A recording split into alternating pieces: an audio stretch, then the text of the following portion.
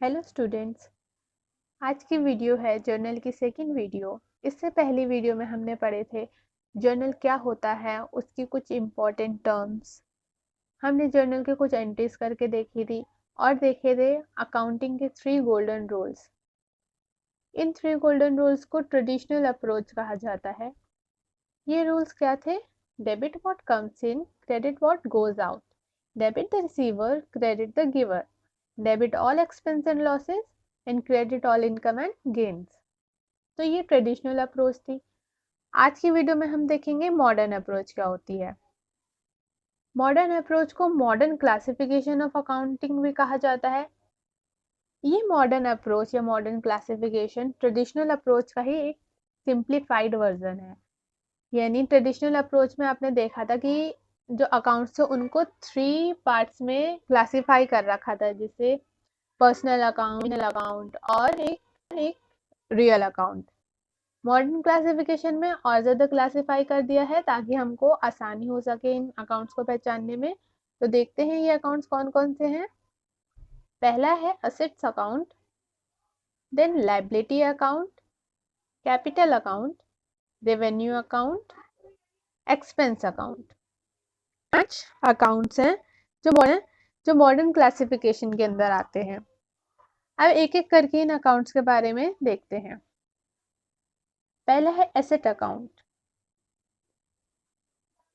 Asset account वो सारी चीज़ें या वो सारे इकोनॉमिक रिसोर्सेज जो एक एंटरप्राइज ओन करता है, वो सारे एसेट कहलाते हैं। जैसे हो गई land, building, inventories, bill receivables, cash, goodwill, copyrights और इसके अलावा वो सारे एक्सपेंस जो ऑलरेडी पेड है, यानी प्रीपेड एक्सपेंसेस भी एसेट्स होते हैं। अब देखते हैं ये एसेट अकाउंट यानी ये जो एसेट्स हैं इनका रूल क्या कहता है। तो रूल है debit the increases and credit the decreases. मतलब अगर एसेट बढ़ रहे हैं तो उनको कर दो डेबिट, और अगर एसेट कम हो रहे हैं तो उसे कर दो क्रेडिट। एग्जाम्पल के लिए अगर हमने परचेज किया फर्नीचर, तो फर्नीचर परचेज किया है, फर्नीचर जो है एसेट है, फर्नीचर आया, हमारा एसेट बढ़ा, तो हम फर्नीचर को कर देंगे डेबिट, फर्नीचर अकाउंट को कर दिया डेबिट। और हमारे पास से कौन सा एसेट गया? कैश हमारे पास से गया, तो हमने कैश को कर दिया क्रेडिट। जो एसेट कम हुआ है उसे क्रेडिट कर दिया, जो एसेट बढ़ा है उसको कर दिया डेबिट। ठीक है, ये थे एसेट के रूल। अगला है लायबिलिटी अकाउंट। लायबिलिटी के अंदर वो सब ऑब्लिगेशंस आती हैं जो एक एंटरप्राइज की उसके आउटसाइडर की तरफ हैं। जैसे कि उसने कुछ लोन्स ले रखे हैं, डेट्स हैं उसके ऊपर, यानी वो सारे लेंडर्स, क्रेडिटर्स वगैरह जो हैं वो लायबिलिटी में आते हैं। जैसे बिल्स पेबल, क्रेडिटर्स, लोन ले रखे हैं तो वो, या फिर कोई भी एक्सपेंस जो है अगर वो पेबल हैं, उनके आगे वर्ड लग गया पेबल तो वो भी लायबिलिटी बन जाते हैं, जैसे इंटरेस्ट पेबल, रेंट एक्सेट्रा। ये होते हैं लायबिलिटी अकाउंट। अब हम देखेंगे कि लायबिलिटी अकाउंट जो है वो एसेट का ऑपोजिट होता है, तो इसका रूल भी एसेट से ऑपोजिट रहेगा। तो रूल क्या कहता है? Debit the decreases and credit the increases. देखिए ये बिल्कुल एसेट का ऑपोजिट है। एसेट में जब बढ़ते हैं तो हम डेबिट करते हैं, तो लायबिलिटी में जब डिक्रीज होगा तो हम डेबिट करेंगे। ऑलराइट, नेक्स्ट हमारा है कैपिटल अकाउंट। कैपिटल अकाउंट जब कोई प्रोप्राइटर या पार्टनर बिजनेस में कुछ एम्प्लॉय करता है या बिजनेस में कुछ इन्वेस्ट करता है तो वो कहलाता है कैपिटल। अब ये इन्वेस्टमेंट सिर्फ कैश में नहीं होती, कभी कभी मशीनरी लेकर आता है या फिर बिल्डिंग लेकर आ सकते हैं, तो वो भी कैपिटल कहलाती हैं। और कैपिटल के अंदर ड्राइंग्स अकाउंट भी इंक्लूडेड होते हैं। ड्राइंग्स हम कैपिटल में से, इसलिए ड्राइंग को कैपिटल अकाउंट्स में ही इंक्लूड किया जाता है मॉडर्न क्लासिफिकेशन में। इसका रूल लायबिलिटी की तरह बिल्कुल सेम है। यहाँ पे भी हम करेंगे डिक्रीजेस को डेबिट और इंक्रीजेस को क्रेडिट। नेक्स्ट है हमारा रेवेन्यू अकाउंट। रेवेन्यू मतलब वो सारी इनकम और गेन्स जो एक बिजनेस को हो रही हैं किसी भी रूप में, जैसे रेंट रिसीव कर लिया, इंटरेस्ट रिसीव हो रहा है, डिविडेंड रिसीव हो रहा है, या फिर सेल्स हो रही हैं। सेल्स में भी हमको पैसा मिलता है, यानी वो उसकी अर्निंग है एक बिजनेस की, तो ये रेवेन्यू है। वो सारी चीज़ें जहाँ से हमको पैसा मिल रहा है, एक बिजनेस को अर्निंग हो रही है, वो सब रेवेन्यू अकाउंट में आएंगे। और रेवेन्यू अकाउंट का रूल भी लाइबिलिटी और कैपिटल की तरह बिल्कुल सेम है। यहाँ पे भी डेबिट किया जाता है डिक्रीजेस को, और इंक्रीजेस को कर दिया जाता है क्रेडिट। नेक्स्ट है एक्सपेंस अकाउंट। ये हमारा लास्ट क्लासिफिकेशन है मॉडर्न क्लासिफिकेशन के अकॉर्डिंग।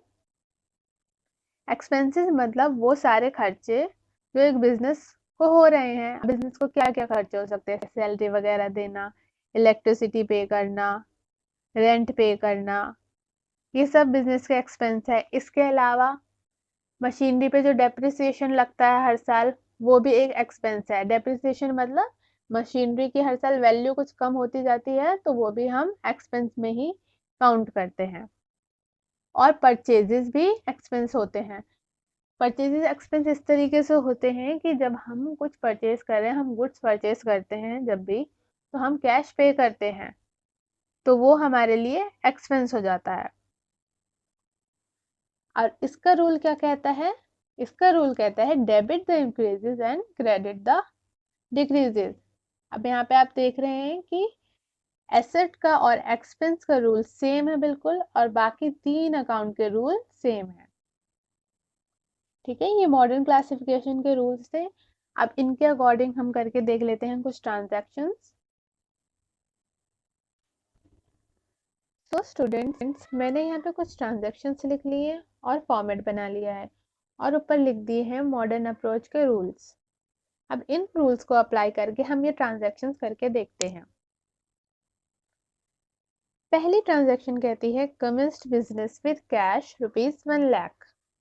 बिजनेस कमेंस किया है, बिजनेस स्टार्ट किया है, और कैश लेकर आए हैं ₹1 लाख। तो सबसे पहला कैश। कैश हमारा एसेट है, और एसेट जो है वो बिजनेस के पास आ रहा है, यानी इंक्रीज हो रहा है बिजनेस के पास एसेट। तो हमें एसेट वाले रूल के हिसाब से जो इंक्रीज हो रही है चीज, उसको क्या करना होता है? उसे करना होता है डेबिट। तो हम करते हैं कैश अकाउंट डेबिट, इसका अमाउंट। और फिर बिजनेस में कैश लाया है, तो बिजनेस में क्या लेकर आए हैं? कैपिटल लेकर आए हैं। और कैपिटल जब बढ़ती है तो कैपिटल को किया जाता है क्रेडिट, तो इसलिए कैपिटल को किया जाएगा credit to capital account, amount ₹1 lakh. अब हम लिख देंगे narration being business commenced with cash. Next transaction देखते हैं। Paid rent ₹1000। रेंट पे किया है। रेंट मतलब एक्सपेंस। बिजनेस के लिए रेंट क्या है? एक्सपेंस है। रेंट बढ़ रहा है, एक्सपेंस के रूल में देखते हैं, जब एक्सपेंस बढ़ते हैं तो उनको क्या किया जाता है? डेबिट किया जाता है। और दूसरा यहाँ पे और कौन सा अकाउंट इन्वॉल्व है, यानी क्या क्रेडिट होगा? रेंट तो हो गया डेबिट, क्रेडिट क्या होना चाहिए? जब हम रेंट पे कर रहे हैं तो कैश दे रहे हैं, यानी एक एसेट जा रहा है बिजनेस से, कैश जा रहा है। और जब एक एसेट कम हो रहा है तो उसको करते हैं क्रेडिट। तो डेबिट होगा रेंट और क्रेडिट होगा कैश। लिखते हैं हम rent account debit ₹1000 to cash account ₹1000। Narration लिखेंगे बीइंग रेंट पेड। अब हम देखते हैं थर्ड एंट्री। थर्ड एंट्री है goods sold to Shyam on credit ₹10,000। यहाँ पे लिखा है श्याम को गुड्स सोल्ड किए हैं, और वो किए हैं क्रेडिट पर, उससे कैश नहीं लिया, उसको हमने क्रेडिट में सामान बेचा है, यानी उधार पे सामान बेचा है। अब श्याम क्या करेगा? श्याम हमें पैसे देगा। तो शाम को हमें पैसे देने हैं, तो शाम हमारा क्या हो गया? डेटर हो गया। और डेटर होता है हमारा एसेट। ठीक है, एसेट यहाँ पे बढ़ रहा है, यानी श्याम हमारा डेटर है, डेटर बढ़ रहे हैं, तो डेटर जब यानी एसेट जब हमारे बढ़ते हैं तो हम उसको कर देते हैं डेबिट। और यहाँ पे दूसरा गुड्स सोल्ड किए जा रहे हैं, और गुड जब बेचे जाते हैं तो उसको हम क्या लिखते हैं, सेल्स अकाउंट। सेल्स हमारा रिवेन्यू है, तो रिवेन्यू जब बढ़ रहा है तो हम करते हैं क्रेडिट, तो सेल्स अकाउंट होगा क्रेडिट और शाम का अकाउंट होगा डेबिट, क्योंकि शाम हमारा डेटर है। हम लिखते हैं अभी entry, third entry, Shyam account debit ₹10,000, sales account amount लिख दिया और नरेशन लिख देंगे, being goods sold to Shyam on credit. यहाँ पे क्रेडिट में ट्रांजैक्शन हुई है, मतलब कैश यहाँ पे इन्वॉल्व नहीं है, इसलिए हमने कैश नहीं लिखा, कैश की जगह लिखा है शाम। शाम हमारा डेटर है। देखते हैं नेक्स्ट एंट्री। नेक्स्ट एंट्री है फोर्थ एंट्री हमारी, विड्रू ₹8,000 फॉर पर्सनल यूज। यहाँ पे क्या हो रहा है, यहाँ पे ड्राइंग्स की जा रही हैं। Withdrew ₹8,000 for personal use, personal use के लिए जब पैसा निकाला जाता है बिजनेस से तो उसको हम ड्राइंग कहते हैं, और ड्राइंग मैंने बताया था आपको कैपिटल अकाउंट में इंक्लूड किया जाता है। ड्राइंग का मतलब कैपिटल कम होना, तो जब कैपिटल कम हो रही है तो उसको करेंगे डेबिट, तो ड्राइंग अकाउंट होगा डेबिट ₹8,000। अब क्रेडिट क्या होगा, यहाँ पे बिजनेस में से पैसे निकाले जा रहे हैं, यानी कैश जा रहा है, बिजनेस का कैश कम हो रहा है, एसेट कम हो रहा है, और एसेट जब कम होता है तो हम उसे करते हैं क्रेडिट, तो हम लिख देंगे टू कैश अकाउंट। अमाउंट लिख दिया ₹1,000 और लिख दी है हमने narration, being cash withdrew for personal use. Next entry देखते हैं, फिफ्थ है हमारी transaction, took loan from bank ₹50,000। यहाँ पे क्या हो रहा है, बैंक से लोन लिया जा रहा है। लोन क्या है हमारे लिए, लोन है हमारी लाइबिलिटी, लाइबिलिटी बढ़ रही है यहाँ पे, और लोन लेने के बाद हमारे पास क्या आ रहा है, पैसे आ रहे हैं, यानी एसेट आ रहे हैं, यानी यहाँ पे दो चीजें इंक्रीज हो रही हैं। पहला तो इंक्रीज हो रहा है हमारा एसेट, और हमारी लाइबिलिटी भी। लाइबिलिटी कौन है हमारी लाइबिलिटी, यानी बैंक लोन जो है वो हो गई हमारी लाइबिलिटी, तो डेबिट कर देंगे हमारा एसेट जो इंक्रीज हुआ है। अब बैंक से हमने लोन लिया है तो बैंक में बैंक का अमाउंट जो है वो हमारा इंक्रीज हुआ होगा, तो बैंक को लिख देंगे डेबिट, अमाउंट डाल देंगे यहाँ पे, और क्रेडिट में हम लिख देंगे to bank loan. Bank loan जो है वो हमारी लाइबिलिटी है, ₹50,000, being loan taken from bank. आगे बढ़ते हैं, सिक्स ट्रांजैक्शन है, रिसीव्ड कमीशन ₹500। कमीशन रिसीव हुआ है ₹500 का, रिसीव हुआ है मतलब ये हमारा क्या है, रिवेन्यू है। रिवेन्यू क्या हो रहा है, बढ़ रहा है। जब रिवेन्यू बढ़ता है तो उसे क्या करते हैं, क्रेडिट करते हैं। रिवेन्यू बढ़ रहा है, आ क्या रहा है हमारे पास, एसेट्स। कौन से एसेट आ रहा है, कैश आ रहा है, तो कैश को क्या कर देंगे, debit, cash account debit, amount 500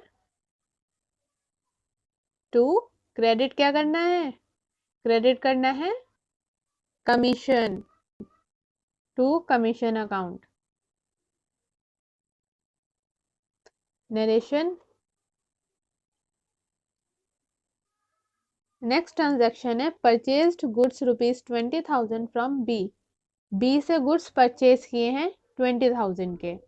देखिए यहाँ पे हमें नाम दे रखा है किससे हमने परचेज किया है, और यहाँ पे हमें कैश वर्ड नहीं लिख कर दिया। जब कैश ना लिखा हो और उस पर्सन का नाम लिखा हो तो वो एक क्रेडिट की ट्रांजैक्शन होती है। हमेशा याद रखिएगा, जब भी कैश वर्ड ना हो और उस पर्सन का नाम हो तो वो है एक क्रेडिट की ट्रांजैक्शन। पर अगर ट्रांजैक्शन में कैश भी लिखा है और नाम भी लिखा है तो हम नाम को इग्नोर कर देंगे और कैश पे ध्यान देंगे कि वो कैश की ट्रांजैक्शन ही है। लेकिन इस ट्रांजैक्शन में कैश नहीं लिखा था तो ये एक हम क्रेडिट की ट्रांजैक्शन मानेंगे। जो बी है हमारा वो क्रेडिटर है, क्योंकि हम बी से उधार पे गुड्स खरीद रहे हैं तो वो हमारा क्रेडिटर है, हमें उसको पैसे चुकाने हैं। तो बी तो हमारा क्रेडिटर हो गया, मतलब हमारी लाइबिलिटी बढ़ गई। यहाँ पे लाइबिलिटी बढ़ना मतलब क्रेडिट कर देना। दूसरा, जब हम गुड्स परचेज कर रहे हैं तो वो परचेज जो है वो एक्सपेंस अकाउंट में आता है। एक्सपेंस अकाउंट किस लिए? क्योंकि जब भी परचेज किया जाता है तो खर्चा होता है हमारा, तो इसलिए परचेज को एक्सपेंस अकाउंट में डाला है। तो परचेज यानी एक्सपेंस अकाउंट बढ़ रहे हैं तो परचेज अकाउंट होगा डेबिट। एक्सपेंस अकाउंट बढ़ते हैं तो हम कर देते हैं डेबिट। परचेज अकाउंट डेबिट ₹20,000 और 2। अब यहाँ पे लायबिलिटी वाला क्रेडिट किया जाएगा हमारा अकाउंट। और कौन है यहाँ पे क्रेडिटर? बी है, तो कर देंगे to B's account, amount 20,000 being goods purchased for from B। Next entry देखते हैं। Goods return to X ₹1500। हमने गुड्स रिटर्न करे हैं एक्स को। हमने किसी को गुड्स रिटर्न करे, हम किसी को गुड्स कब रिटर्न करेंगे? जब हमने उससे लिए होंगे तभी हम उसे रिटर्न करेंगे। तो हम कब लेते हैं? जब हम परचेज करते हैं, यानी परचेज हमने की होगी एक्स से और उसको अब हमने रिटर्न कर दिया है।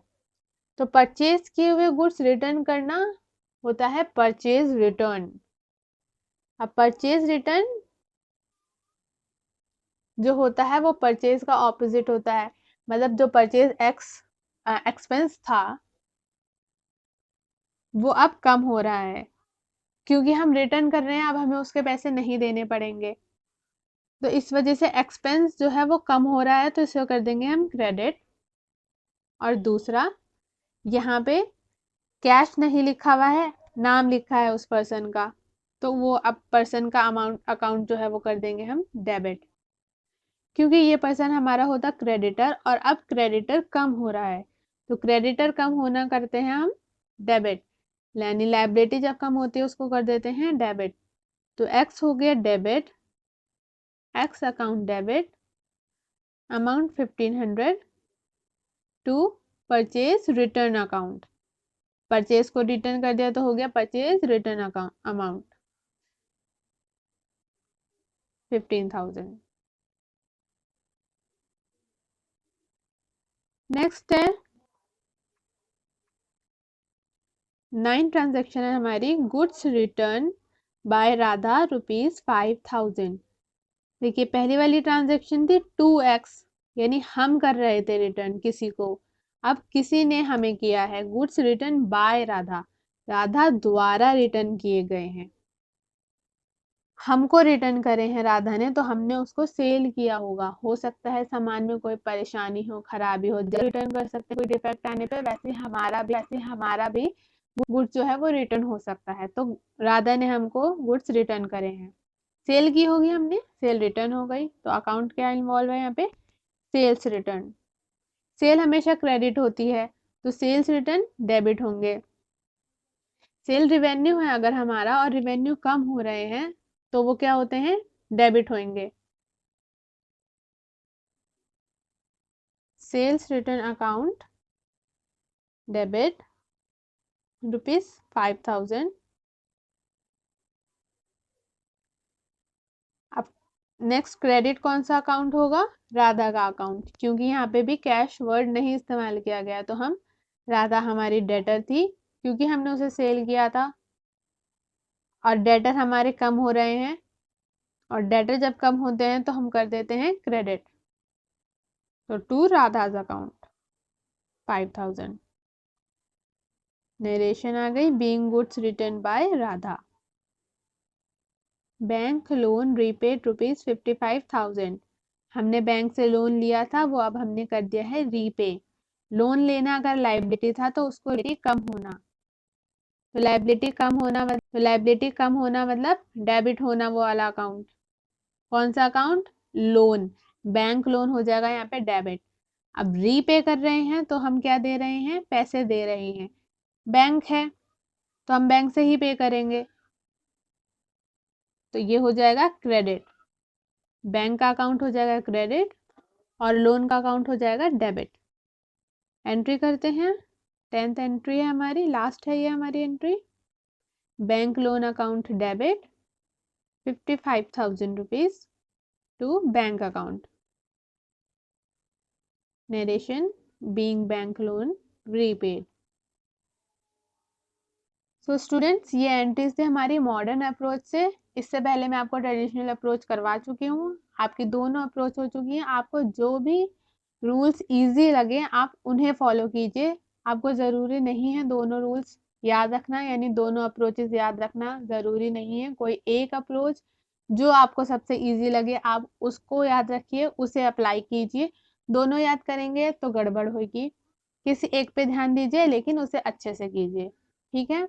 अब आगे हम नेक्स्ट क्लास में कुछ और जर्नल एंट्रीज करके देखेंगे। तो आज की क्लास के लिए इतना ही। Thank you class.